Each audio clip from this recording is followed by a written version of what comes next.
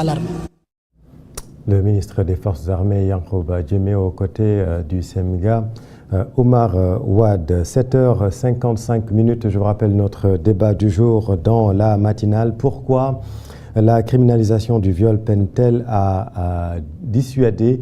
On en parlera tout à l'heure avec la présidente de l'Association des juristes sénégalaises, Mme Aminata Nianfal, ainsi que Maître Abou Abdoul Daf, avocat à la Cour, nos invités dans votre matinale sur Even Prod Média. 7h56, direction Paris-La France. Vous le savez, le Sénégal affronte les Bleus de Didier Deschamps. C'est l'événement de ce mardi.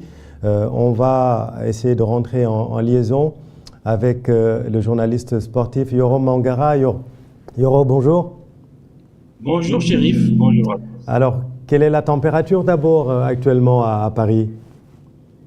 C'est calme pour l'instant parce que le match ne se jouera qu'à 21h, heure française, c'est-à-dire 19h, heure sénégalaise.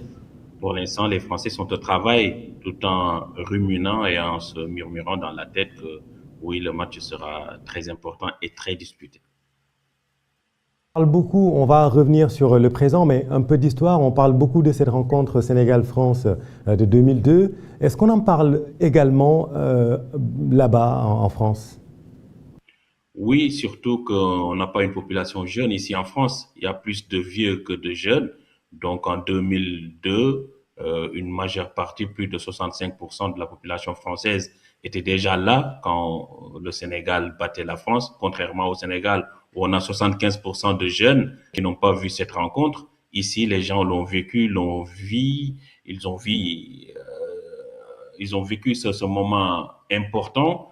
Ils ont vu comment le Sénégal a battu la France et cette déception qui en découlait, puisque avoir dans ses rangs le meilleur buteur du championnat de France, Djibril Cissé, celui de l'Italie, Trezeguet et Henry de la Première Ligue, se faire sortir au premier tour, avec un Zidane qui avait gagné quelques jours avant la Champions avec le Real. Oui, ils ont vécu ces moments et ils en parlent toujours comme si c'était hier. Oui. Alors Didier Deschamps, quant à lui, a écarté ce fait historique. Il a dit que la majeure partie de ses joueurs n'étaient pas nés en 2002. Aujourd'hui, 2026, c'est un autre match. Comment tu vois cette rencontre, Yoro? Alors, ce sera deux approches différentes pour moi, parce que 10 ans, voire plus, je crois, il a fait 14 ans à la tête de cette sélection, Didier Deschamps. Il avait d'abord mis en place ce que moi j'appelle le football pragmatique, un bloc bas, béton, sortir en transition. L'essentiel pour lui, c'était de gagner. Aujourd'hui, comme c'est de last dance, il va partir après cette Coupe du Monde. Il veut pas passer du football pragmatique au football champagne en mettant 4 joueurs offensifs devant. C'est bien, mais comme c'est du champagne, c'est à nous de profiter des bulles. Qui parle de champagne parle de bulles. Bon, il est très tôt pour parler de champagne quand même. En plus, nous, on parle de bissap, pas de champagne. Ok, ok. Mais Oui. bon, si vous voulez, on peut aussi aller dans ce que moi j'appelle du cannibalisme footballistique, hein. On aura notre os à ronger, à nous d'être de vrais lions. Et aujourd'hui, on parle beaucoup de cette équipe française, cette armada offensive. Concrètement, quelles sont les chances des Lions de la Teranga face à cette attaque? On parle plus de l'attaque française que de l'équipe au complet. C'est nouveau. Moi, à chaque fois que je vois une équipe mettre 4 offensifs comme ça me fait peur. Parce que les gens, ils oublient que l'équipe qu'il avait faite il n'y a pas longtemps, ce jeu en mettant 4 joueurs offensifs, c'est-à-dire mettre Olysée, Harry Kane, Luis Diaz et derrière Gnabry, c'était le Bayern de Munich. On a vu comment ils ont mangé des transitions face au Paris Saint-Germain. Parce que quand tu joues face à une équipe comme ça qui décide de déséquilibrer l'équipe, c'est voulu. Donc derrière, il y aura des boulevards, il y aura des transitions. Au Sénégalais d'être juste sur la dernière passe et de pouvoir avaler tous ces espaces. Quand on a Ismaïla Sarr, des Sadio Mané, des Nicolas Jackson, des joueurs qui vont à 2000 à l'heure, c'est clair qu'on aura beaucoup d'occasions.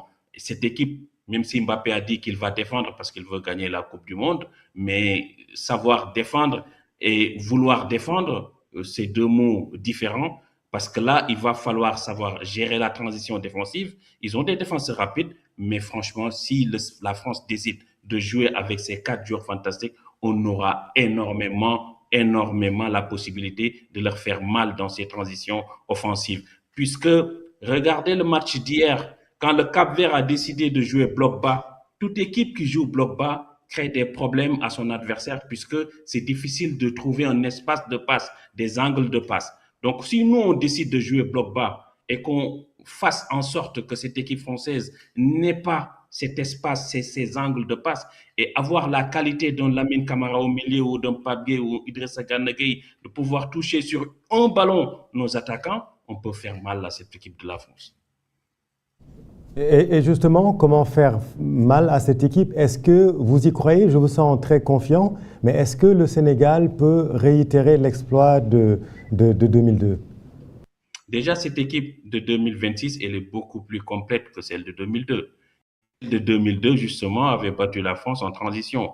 Le but, c'est une récupération haute de DAF qui réussit son tacle et qui va lancer directement en une touche de balle El Hadji Diouf, qui a cette qualité technique en élimination. Il élimine le bœuf pour centrer et derrière, il y a eu un but de Pape Bouba Diop. Donc, aujourd'hui, si avec cette équipe, en jouant bloc bas, en resserrant les lignes, oui, le Sénégal peut battre la France. Parce qu'il y aura oui, il faut savoir aussi transformer nos occasions. Ce qui n'est pas le fort de Ismaël Assar, ce qui n'est pas le fort de Nicolas Jackson. Quand on mangera la feuille, on peut se faire punir sur une action ou deux, puisque la France aura le ballon, la France peut jouer dans le petit espace, à nous d'être compacts, comme l'a été hier cette équipe du Cap-Vert, en ne laissant aucun espace. Et nous, on a beaucoup plus de qualité que le Cap-Vert dans la transition. Lamine Camara, il peut toucher 40-50 mètres le joueur qu'il veut. Donc, pour moi, aujourd'hui, c'est un match pour Ismaël Assar, pour Sadio Mané, pour Nicolas Jackson, pour Diao. Ce n'est pas un match de Iliman Ndiaye. On n'a pas besoin de lui parce qu'on ne va pas jouer dans de petits espaces. Lui n'aime pas prendre la profondeur, il préfère le ballon dans les pieds. Quel est votre compo probable, votre compo idéal? On s'inquiète, on s'est inquiété après la défaite contre les États-Unis et le match nul tout juste derrière. Est-ce que vous êtes inquiet pour cette défense et quel est votre compo idéal pour vous? Moi, je mettrais Kalidou Koulibaly, même sans match joué, je le mettrais. Pourquoi? Parce qu'on ne sera pas là à gérer la transition défensive. Si le Sénégal jouait bloc haut, comme à la Coupe d'Afrique, mettre un joueur qui n'est pas prêt, qui doit courir 40 mètres